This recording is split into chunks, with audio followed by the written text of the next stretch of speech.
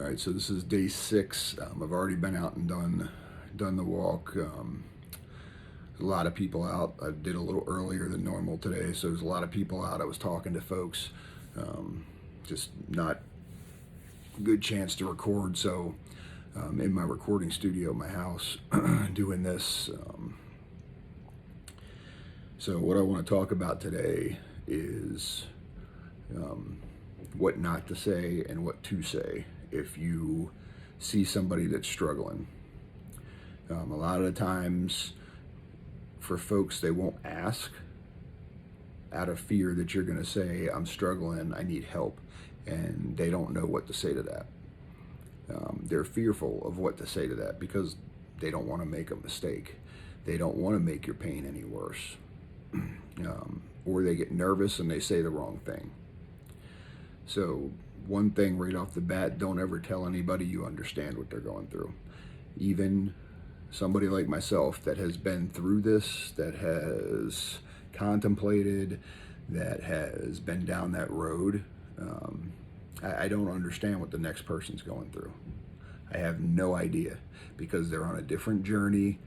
They are on a different path. They've walked in different shoes. I have no clue what that person's going through other than I can understand that they may be in pain. I may understand that they feel like they're alone, but I'm not going to tell them that because I want them to tell me what they're feeling. Ask open-ended questions. Tell me how you're feeling right now. Are you thinking about hurting yourself? Do you have a plan? And do you have a means to make that plan happen? You can have a plan all day long, but if you don't have the means, it's not going to happen. In our work, we all have that means on our hip. In the military, we all have that means. Ask the questions and ask them bluntly, are you thinking about hurting yourself? And when they tell you that nobody cares about them, tell them that you do. Because if you didn't, you wouldn't be standing there asking them. It's hard, it's an uncomfortable conversation, but it's a conversation that needs to be had. It's better to be uncomfortable in that moment and ask than it is to find out a day later that that person's no longer here and you had the opportunity and the ability to ask them and you didn't. Just be present. Just sit with them. You don't even need to say a word. Just let them know, I'm here. I'm going to sit with you. It looks like you're struggling right now. I'm going to stay with you because I'm concerned. If you want to talk, I'll listen. If you just want to sit here, I'll sit here with you. If you want to go and find a professional to talk to, I'll go with you. I've offered that before, and surprisingly, more than once, the person has asked if I can go with them to the session. You'd be amazed at how much just being present does for that person. You'd be amazed at how much just having somebody ask them, are you okay? Because they feel like at that time that nobody cares. They feel like they're all alone. They're in a fog. And a lot of the times people don't ask or they may not notice. And you walk around and you're like, how do these people not know that I'm going through this? Because inside, you're torn up. I don't know how else to describe it. you're full of despair, you're hurting. It's a pain level that I cannot even begin to describe. I wouldn't wish it on my worst enemy. But when somebody asks you, are you okay? Or somebody says, I'm going to sit here with you. Something's not right, and I want to be here for you because I care about you. And if you start having that conversation with them, ask them, do they have family? Ask them, do they have friends? Do they have pets? Find something that they can latch onto, something that gives them a reason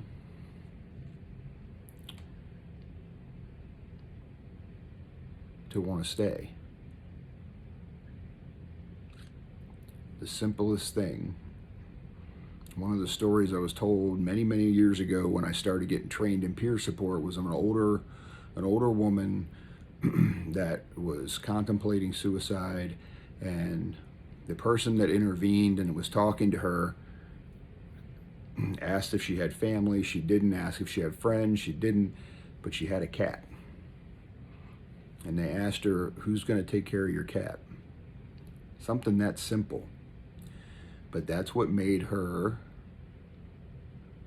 hang on. Because she cared about that cat. And she knew that cat needed her to survive.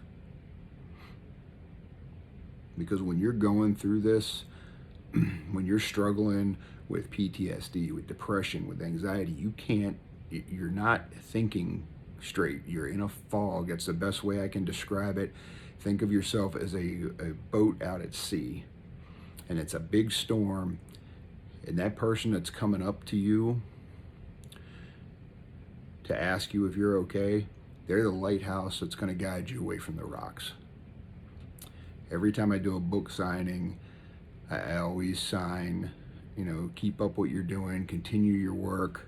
To the people that are doing this work, continue to be a beacon of light for those in the darkness, because that's what we are.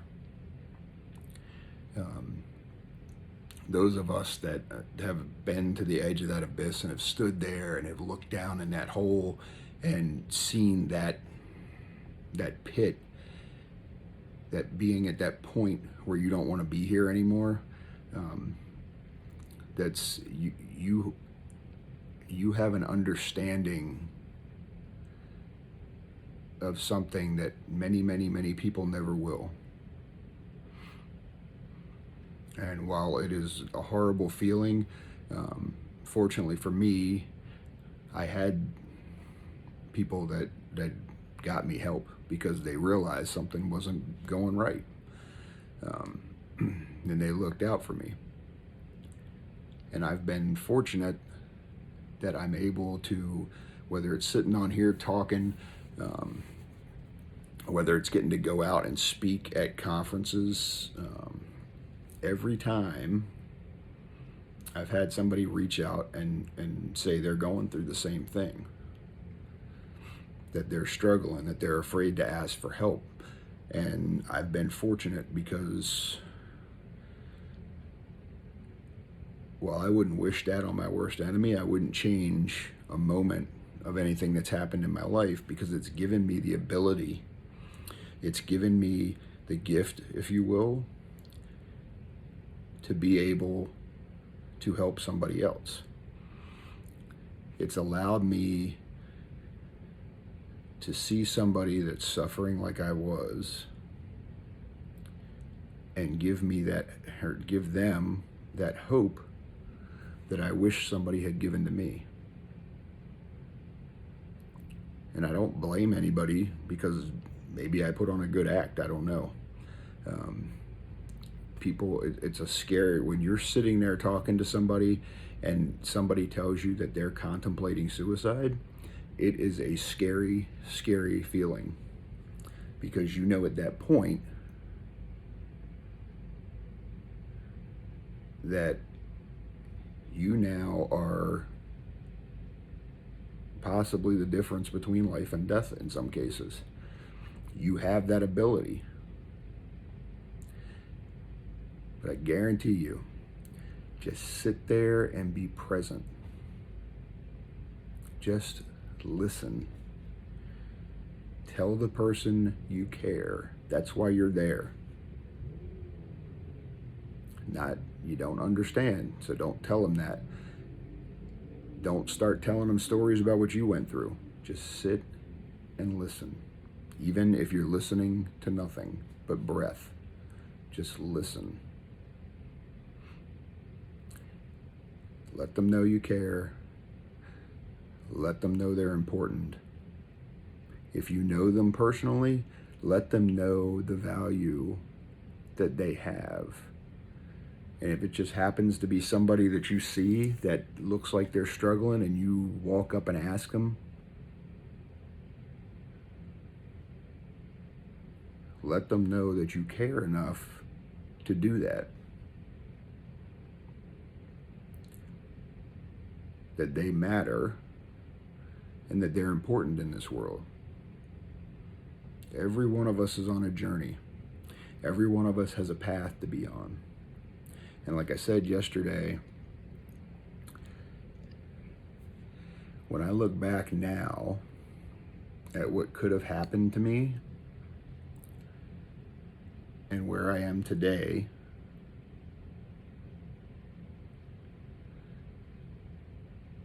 I'm overwhelmed at the fact that at that moment in time, I thought about ending my life. But I wasn't thinking straight. The pain was thinking for me.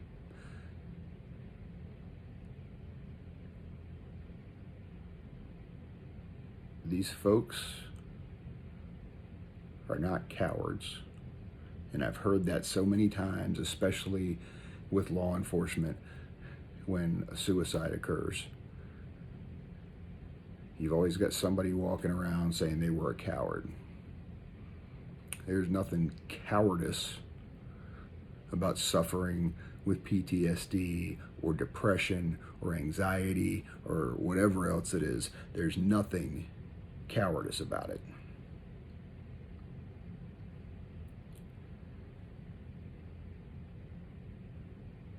What's cowardice is that person that's walking around saying that, because it's probably the same damn person that saw that person sitting there suffering and didn't say a word because they were too much of a coward to ask the question, are you okay? Yet they will stand out at a call and talk to somebody they don't know for 20 minutes to figure out whatever's going on with that case. But they won't talk to the same person that in a crisis situation would have their back because they were too afraid of that person saying, I want to hurt myself.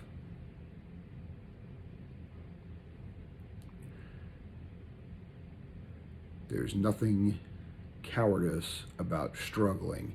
There's nothing cowardice about not being okay. And there's nothing cowardice about asking for help.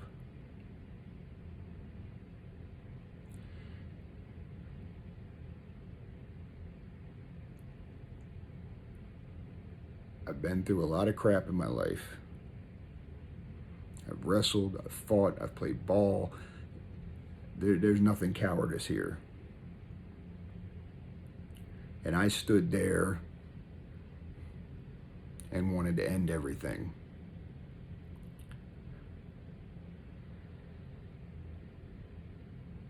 I listened to Chris Thorpe when he's walking around.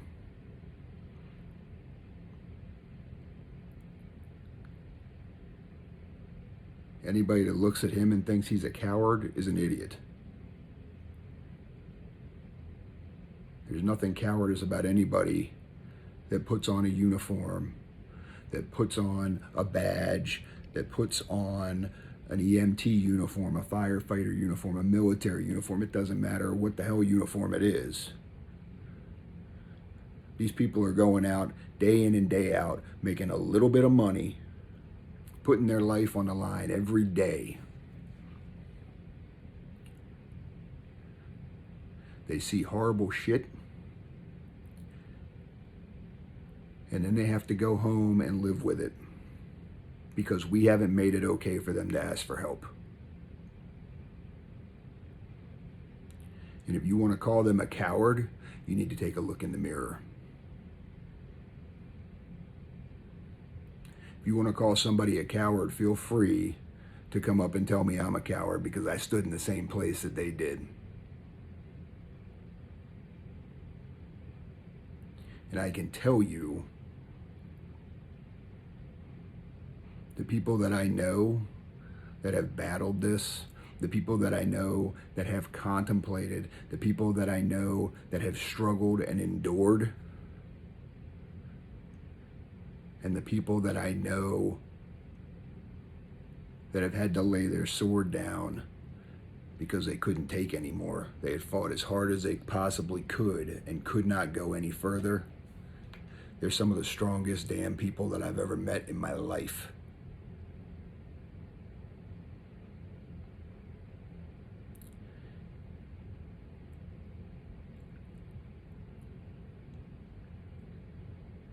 I've been talking far too long now, but this is something that's one of my things that just gets under my skin when I hear that. And every time somebody I know has lost their battle, I've heard that from somebody. It is time. It is 2020. It is time for us in our field, whether it's first responders or military, to make it okay to ask for help. Let these men and women know we understand you're seeing bad stuff. We understand you're struggling, and we understand that there's going to be times that you need help.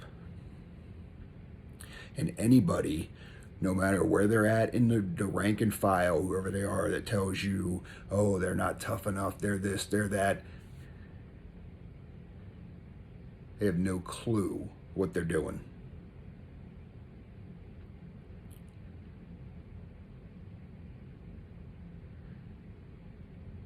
Our men and women go out every day. They put their life on the line to make sure everybody else is good. They go overseas and they fight to make sure that we get to sit here and enjoy the freedoms that we have, that we get to sit here and call people whatever we want. We get to sit on social media and run our mouths about this, that, and the other and talk about everybody else, but forget to look in the mirror at ourselves.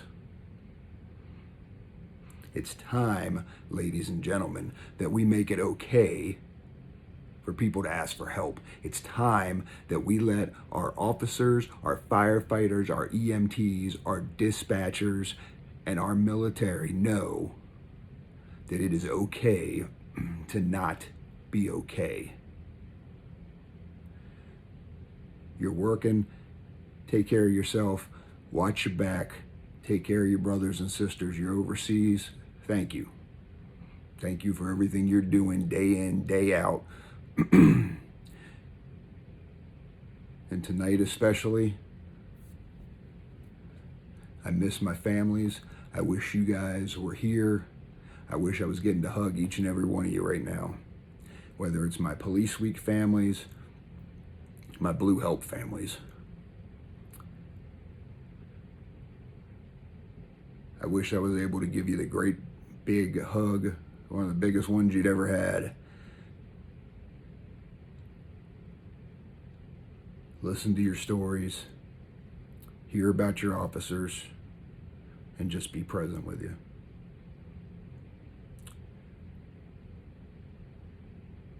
I can't wait till next year to get a chance to see everybody again.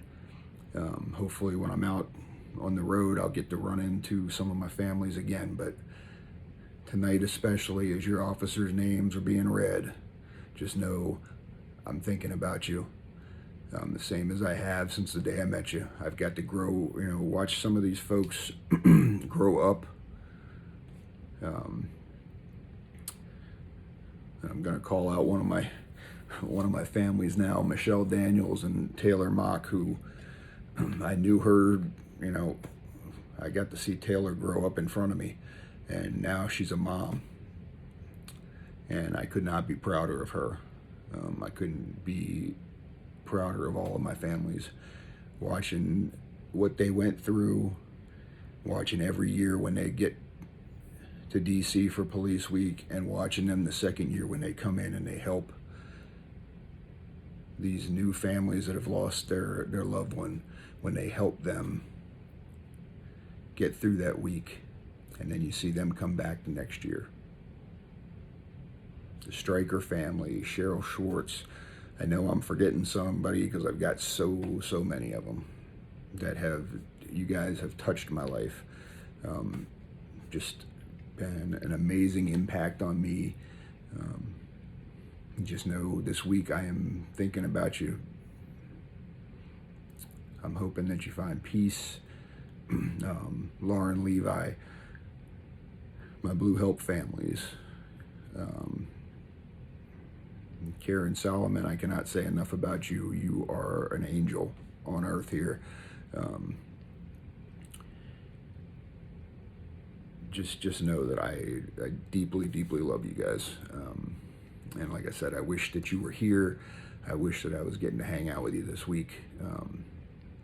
And as always, I wish it was under better circumstances, but unfortunately, it's not. But just know, to each and every family member that I've met, you have impacted me more than you will ever know. And I hope that in some way, shape, or form, for the week that I get to see you every year, that I've done the same. For those of you out there that I have not had the honor or privilege of meeting yet, I hope that someday our journeys will cross, our paths will cross. Just hearing the stories that I've heard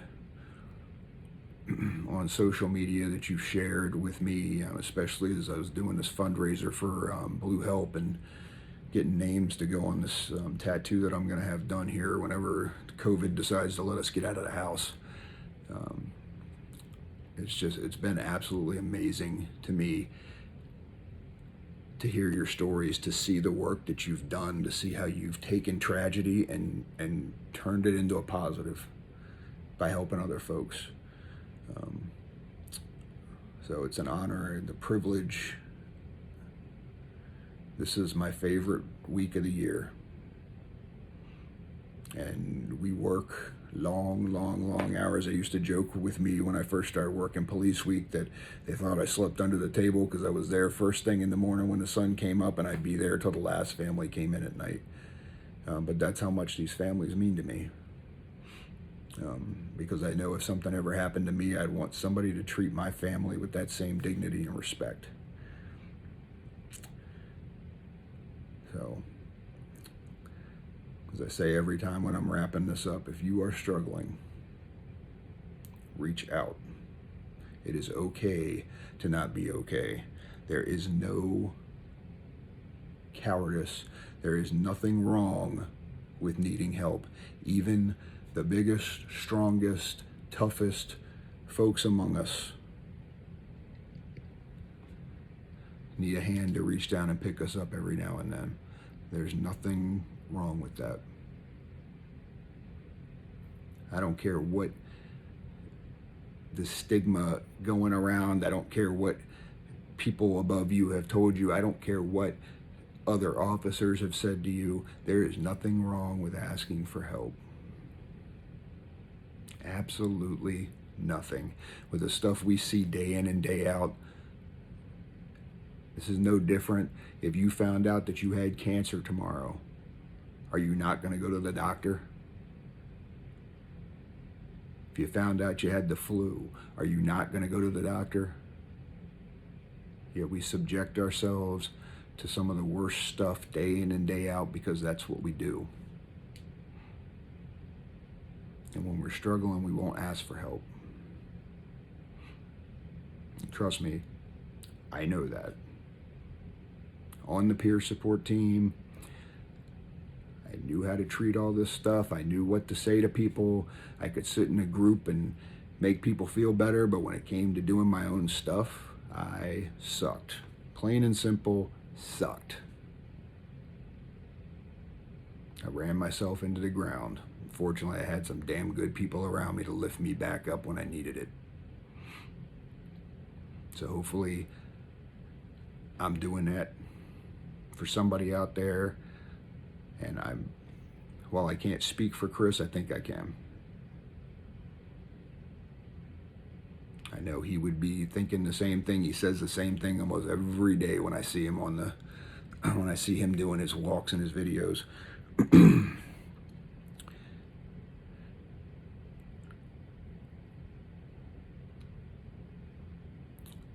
Even if I've never met you,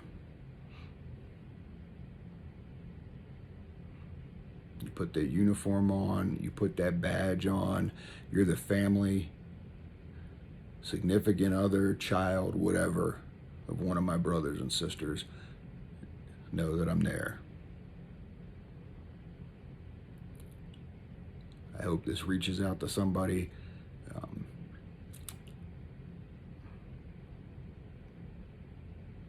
Just ask for help.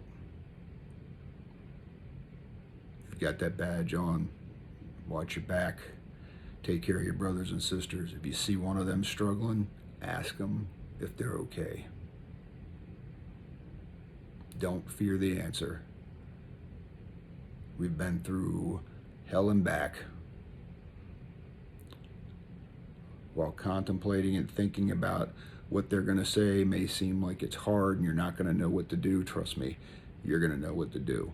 There's a reason you got into this field. There's a reason you put that badge on. There's a reason you put that uniform on. There's a reason that you get in a plane and fly overseas and fight.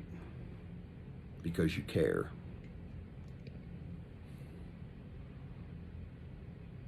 When it comes down to it and somebody says those words to you, that they are struggling, that they're in pain, that they can't take anymore, that the world may be better without them, you'll know what to say. You'll know what to do. Be present, listen, let your heart guide you. That's why we got into this business. Take care of yourselves. Be safe. My Police Week families, my Blue Help families, may the good Lord find peace for you tonight and every night. May you find healing and know that your fallen loved one is a hero.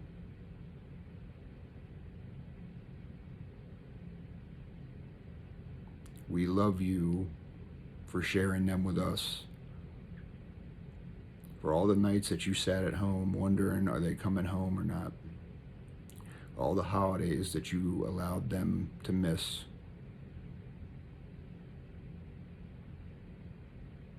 For all the little ones out there, just know that your mom, your dad, your brother, your sister, whoever it may have been, whoever it is, when you need a hero to look up to them. Not one of these people on TV. Look up to them because they sacrificed day in and day out for people they didn't even know. They worked long hours. They gave every bit of themselves to help people they didn't even know.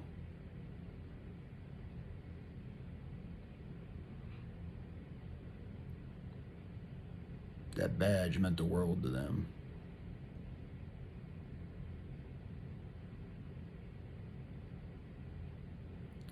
Just like you did.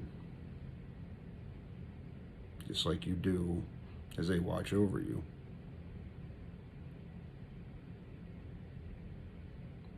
It's not how they died that made them heroes. It is how they lived.